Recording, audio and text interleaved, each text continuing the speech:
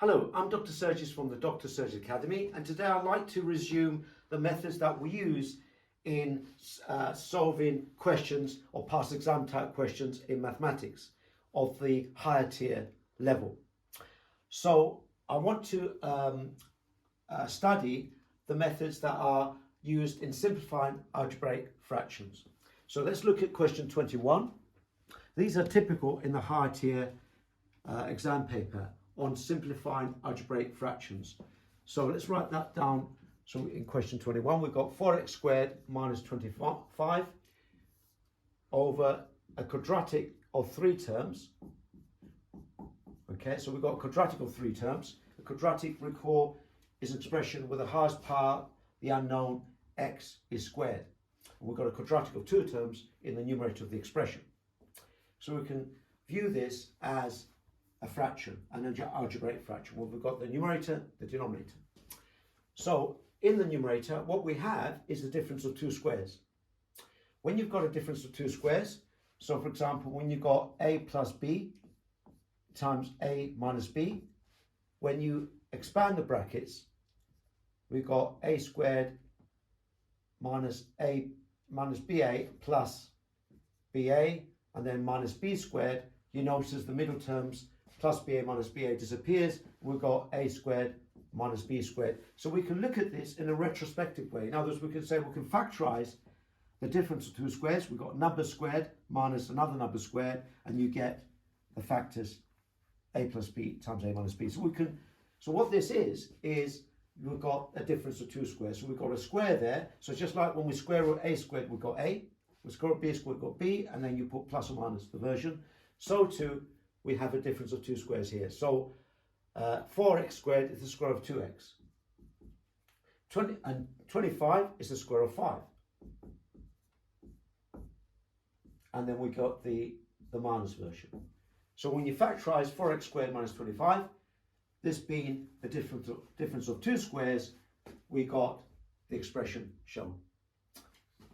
Over a factorizing the quadratic of 3 terms. So recall that in a previous video, I explained how we factorize a quadratic of 3 terms when you have, for example, the coefficient of x squared, that is the number multiplied by x squared, is greater than 1. So let's look at this carefully.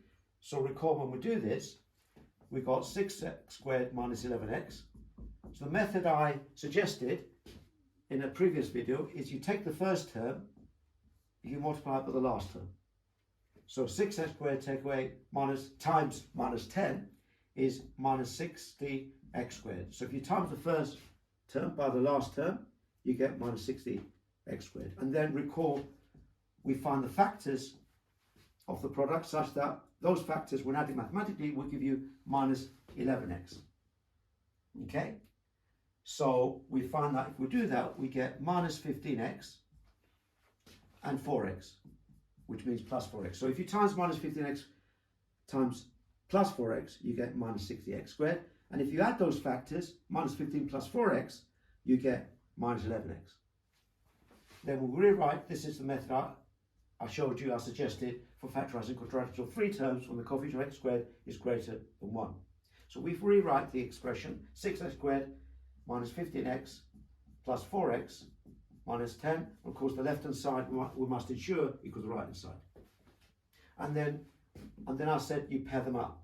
Pair up, yeah, the expression, and then you factorize each pair. And the highest common factor of 6x squared minus 15x is in fact 3x. And if you divide what you're taking out, 3x, the factor, by 6x squared divided by 3x, you get 2x.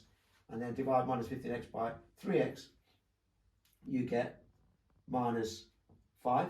And of course, just check, 3x times 2x is 3x squared, 3x times minus 5 is minus 15x. Similarly here, we factorize 4x minus 10, and that's 2x minus 5. Okay, because the highest common factor is 2. 2 times 2x is 4x. 2 times minus 5 is minus 10. And we know we're doing it right because these two factors must be the same.